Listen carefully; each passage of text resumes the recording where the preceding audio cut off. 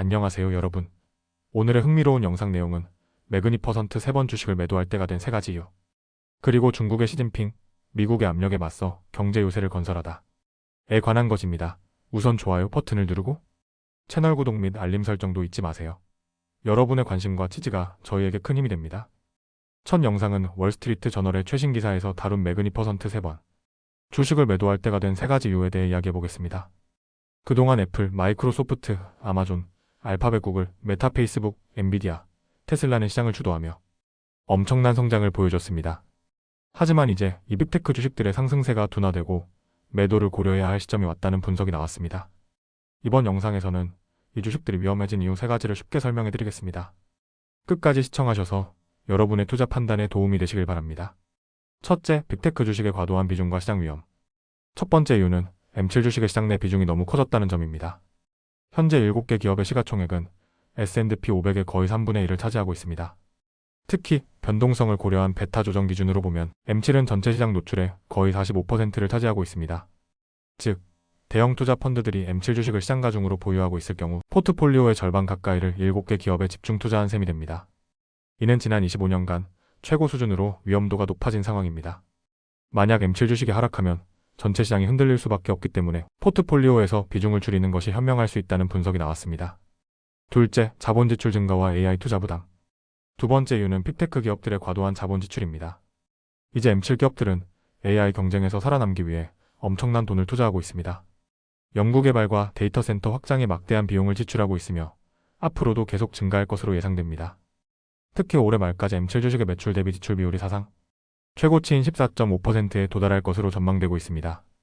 AI 기술이 빠르게 발전하는 만큼 기업들은 경쟁에서 밀리지 않기 위해 계속해서 투자해야 합니다. 하지만 투자자 입장에서는 언제쯤 투자 비용이 수익으로 돌아올지 불확실한 상황입니다. 따라서 높은 지출 부담이 계속된다면 기업 실적과 주가에 부담이 될 가능성이 크다고 분석되고 있습니다. 셋째, 프리미엄 평가로 인한 위험. 세 번째 이유는 M7 주식의 높은 밸류에이션 평가 가치 부담입니다. M7 주식은 그동안 강력한 실적과 성장성을 기반으로 높은 평가를 받아왔습니다.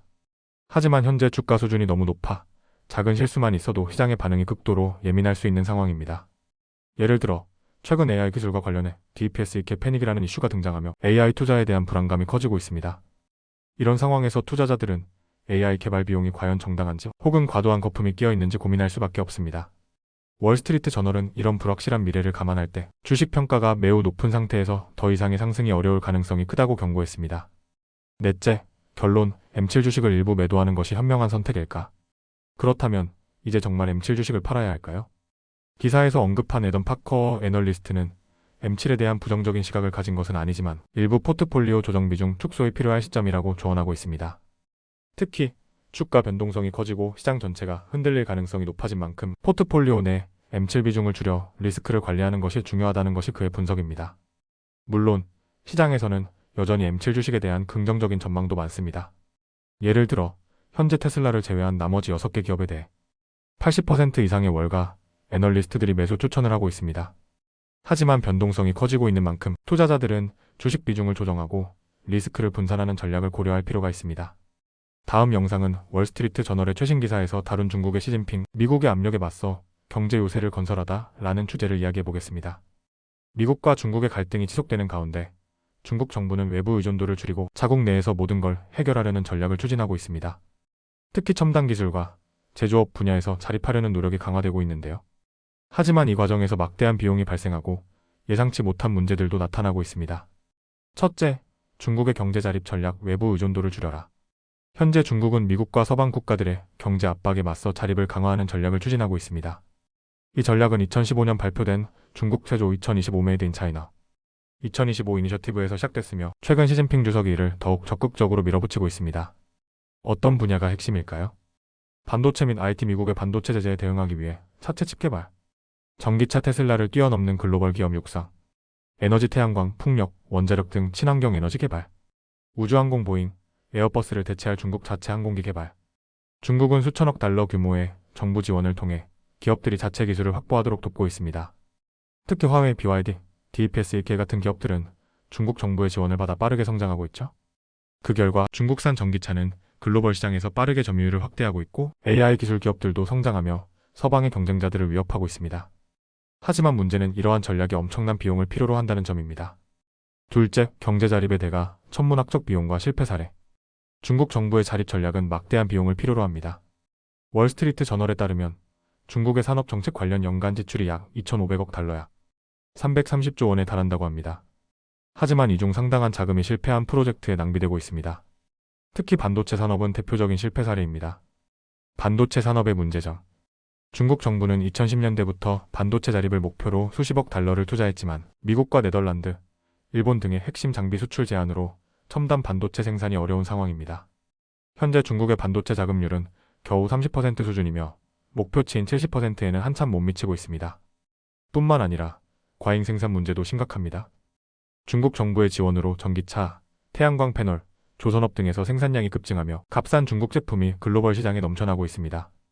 이로 인해 미국과 유럽의 제조업체들이 위기에 처하고 있으며 무역 긴장이 다시 고조될 가능성이 커지고 있습니다. 그렇다면 중국이 이렇게 무리하게 자립을 추진하는 이유는 무엇일까요? 셋째, 중국이 경제 자립을 강행하는 이유. 시진핑 정부는 경제 자립이 단순한 경제 정책이 아니라 국가 안보와 직결된 문제라고 보고 있습니다. 중국의 논리는 다음과 같습니다. 1. 서방의 경제 제재에서 자유로워지기 위해 미국이 중국 기업 화웨이, SMIC 등에 대한 제재를 가하면서 반도체, AI, 클라우드 등 핵심 기술에서 독립해야 한다는 압박이 커졌습니다. 이 미국과의 패권 경쟁에서 살아남기 위해 미국과의 기술 경쟁에서 밀리면 경제적, 군사적으로도 약해질 수밖에 없기 때문입니다. 3. 중국 내부 경제 문제 해결을 위해 부동산 시장 침체, 내수 소비 둔화 등으로 중국 경제가 위기에 빠진 상황에서 첨단 제조업이 새로운 성장 동력이 되어야 한다는 전략입니다. 결국 중국은 단기적인 경제 손실과 국제적 반발을 감수하고라도 자립 전략을 강행하고 있는 것이죠. 넷째, 결론. 중국의 경제 자립 전략 성공할까? 현재까지 보면 일부 분야 전기차, 태양광, 조선업 등에서는 성공하고 있지만 반도체, 항공우주, AI 등 핵심 기술에서는 여전히 서방에 뒤처져 있는 상황입니다. 그렇다면 앞으로 중국의 경제 자립 전략은 성공할 수 있을까요? 전문가들은 의견이 엇갈립니다. 긍정적인 전망. 중국이 장기적으로 연구개발 R&D를 강화하면 10에서 20년 후에는 미국과 대등한 기술력을 갖출 수도 있다는 의견. 부정적인 전망. 하지만 막대한 투자 비용이 부담이 될 수 있고 서방의 경제 압박이 계속된다면 중국 경제가 더 큰 위기에 빠질 수도 있다는 분석도 나옵니다. 트럼프 대통령의 등장으로 대중 압박이 더욱 강해질 가능성도 큽니다. 이렇게 되면 중국의 경제 자립이 더 어려워질 수도 있습니다. 오늘은 여기까지입니다. 다음 영상에서 더 유익하고 흥미로운 내용으로 찾아뵙겠습니다. 이 영상은 투자 의견이 아닙니다. 매우 감사합니다.